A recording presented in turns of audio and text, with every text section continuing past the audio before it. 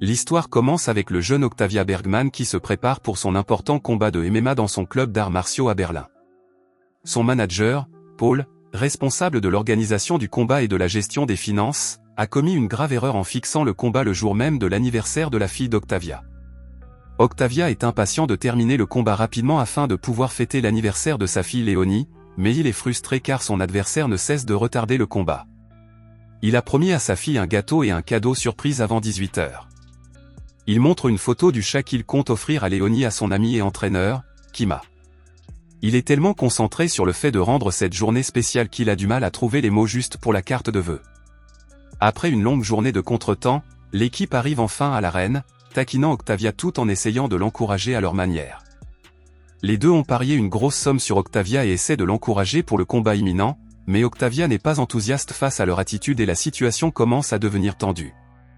Juste au moment où la situation semble sur le point de dégénérer, l'adversaire d'Octavia, Banco, arrive et montre clairement que sa véritable passion est de faire la sieste. Il se dirige ensuite vers les vestiaires pour se préparer. Pendant ce temps, l'ex-femme d'Octavia, Mina, continue de le bombarder d'appels téléphoniques. Mina est furieuse parce que le combat aura lieu le jour du 7e anniversaire de leur fille et elle doute qu'Octavia se présente à l'heure. Elle en a assez de voir Léonie déçue et lassée des excuses incessantes d'Octavia. Octavia est une bête sur le ring, mais quand il s'agit d'être père, c'est un échec total. Il n'avait que 19 ans quand Léonie est née et son travail l'a toujours empêché d'être là pour elle. Aujourd'hui, leur salle de sport d'arts martiaux étant au bord de la faillite, Paul et Octavia placent tous leurs espoirs dans ce combat pour renverser la situation. Peu avant le début du combat, Mina passe un autre coup de fil. Cette fois, c'est son nouveau petit ami avocat qui lui annonce la nouvelle. Mina a décidé de demander la garde exclusive de Léonie. Elle laisse entendre qu'elle pourrait reconsidérer sa décision si Octavia se présente à la fête d'anniversaire avant 18 h, mais si elle ne le fait pas, elle ne pourra plus voir sa fille. Il est donc temps de se battre ou de dire adieu à la paternité, sans pression. Avec seulement 1 heure devant lui, il décide de renoncer au combat et d'aller voir Mina. Octavia s'enfuit de l'arène, bousculant Paul lorsqu'il tente de l'arrêter. Alors qu'il sort, son ami Rico, qui a misé gros sur le match, tente de l'encourager. Il règle un minuteur de 60 minutes sur sa montre et se met à courir. Dès qu'il met le pied dehors, Winkler et ses hommes de main se mettent à le suivre. Il parvient tant bien que mal à voler l'Uber de quelqu'un. Le chauffeur tente de s'enfuir rapidement, mais Berlin ne serait pas Berlin sans ses embouteillages. Il saute hors de la voiture et court dans les rues, mais le jeu du chat et de la souris prend fin lorsqu'il se retrouve piégé dans une ruelle par Winkler et ses hommes. Chino sort, impatient de le ramener dans l'arène, mais Octavia active son mode John Wick et affronte 1 million d'hommes de main de Chino, démontrant ses talents en arts martiaux et mettant KO 3 hommes à la fois alors qu'elle est pratiquement en plein vol. Malgré ses talents, il finit par être submergé par le nombre. À l'intérieur de la voiture de Chino, il passe à nouveau à l'action, mettant tout le monde hors de combat à la manière de Jason Bourne, puis s'enfuit vers sa salle de sport. Pendant qu'il est en route, il appelle Paul et découvre que Chino a parié 75 000 $ sur lui. Le combat était truqué.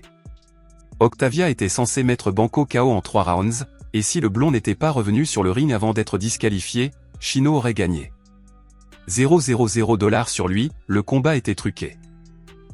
Avec les hommes de Chino qui se rapprochent, il n'hésite pas à raccrocher le téléphone. Le temps presse et il ne lui reste plus que 50 minutes. Peu après, il arrive à la salle de sport avec Koza et quelques autres, prêts à accueillir les intrus.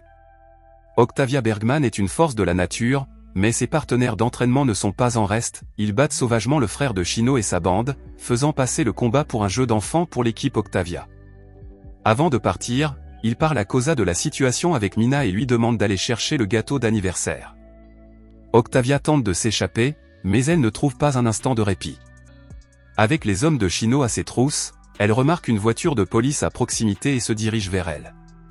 Les criminels s'enfuient, mais la police finit par arrêter Octavia parce qu'elle les a insultés et traités de « bouffons ».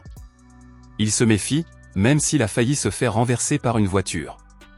Octavia repart, courant plus vite que Forrest Gump, mais au lieu de fuir la solitude, il se lance dans une mission désespérée à la recherche d'un gâteau d'anniversaire. Peu après, Octavia rejoint Koza à la pâtisserie et est curieuse de savoir pourquoi une bande de voyous le suit. Elle se jette de toutes ses forces sur le plus gros des voyous, esquivant les coups de poing de Winkler et lui en assénant quelques-uns à son tour. En peu de temps, elle immobilise Winkler et continue de le frapper jusqu'à le mettre KO, ignorant complètement Koza. Dès qu'il sort du magasin, Banco apparaît soudainement et commence à le poursuivre. Le motard lui propose de l'emmener à la station de métro la plus proche, qui se trouve à proximité de son club underground.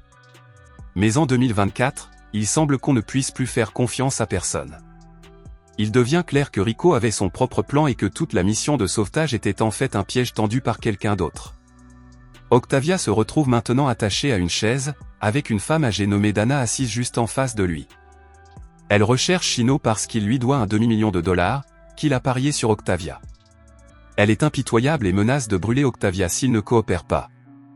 Le combattant MMA avoue avoir renoncé au combat pour voir sa fille et ne pas avoir eu idée que celui-ci était truqué. Dana ne s'intéresse qu'à Chino, il décide donc de l'attirer en utilisant le combattant comme appât, dans l'espoir que Chino vienne le chercher. Le parrain de la mafia du jeu quitte la cachette souterraine, laissant Octavia sous la surveillance de 2 voyous armés en attendant l'arrivée de Chino. Mais Octavia Bergman n'est pas du genre à abandonner facilement. Elle se met à courir et parvient à s'échapper dans le métro. Toujours attachée à sa chaise, elle saute dans un train juste à temps. Alors que tout le monde le regarde de travers, une petite fille s'approche et coupe ses menottes. Octavia est maintenant assis là, se sentant comme un raté complet. Il a déçu toutes les personnes qui lui sont chères, y compris Léonie, qui a perdu tout espoir de voir son père revenir. Octavia Bergman est maintenant submergée par la culpabilité, perdue dans ses pensées. Banco et ses hommes sont de nouveau à ses trousses. Soudain, il comprend, ce jour-là, Paul avait synchronisé son téléphone avec la smartwatch d'Octavia. Son ami de confiance avait communiqué sa position à Chino. Paul tente de s'expliquer, disant qu'il se trouvait lui aussi dans une situation difficile et qu'il a fait ce qu'il devait faire pour se protéger. Mais Octavia ne veut plus l'écouter. Avec moins de 20 minutes restantes, il se rend directement chez ses parents, qui habitent à proximité. Il a désespérément besoin de soins médicaux et d'analgésiques, mais il insiste pour ne pas aller chez le médecin. Octavia est en train de faire une dépression nerveuse, doutant d'avoir jamais été un bon père pour Léonie. Son père, Marco, tente de le soutenir à sa manière. Pendant ce temps, Paul appelle avec un message cryptique, qui fait comprendre à Octavia que Chino l'a kidnappé. Lorsque Paul demande où se trouve Octavia, il ne donne pas de réponse directe. Réalisant qu'il est temps d'affronter la situation, Octavia décide d'arrêter de fuir et de l'affronter. Avec seulement 10 minutes devant elle, elle se rend directement au refuge pour animaux. Elle n'a aucune patience pour l'attitude du gardien des animaux, alors elle ouvre la porte d'un coup de pied et demande le chaton qu'elle avait l'intention de donner à Léonie. Pendant ce temps, elle appelle Paul et lui dit qu'elle se trouve au refuge pour animaux, s'attendant à ce que Chino vienne le chercher. En effet, quelques instants plus tard, Chino arrive avec son gang et Paul à ses côtés. Chino est furieux, mais les choses prennent une tournure inattendue lorsque les hommes de Dana arrivent, suivis peu après par l'équipe SWAT de la police. Tout le lieu est plongé dans le chaos, avec des balles qui sifflent de toutes parts. Il s'avère qu'Octavia avait appelé les deux parties à l'avance, ce qui a conduit à cette confrontation explosive. Il a complètement perdu le contrôle et tire 2 coups de feu sur Paul. Il pointe maintenant son arme sur Octavia, prêt à achever le travail. Koza a suivi Paul jusqu'au lieu, attendant patiemment le moment idéal pour agir. Bien que le temps presse pour Octavia, il continue à échanger des coups. Chino finit par prendre peur lorsque la poussière retombe.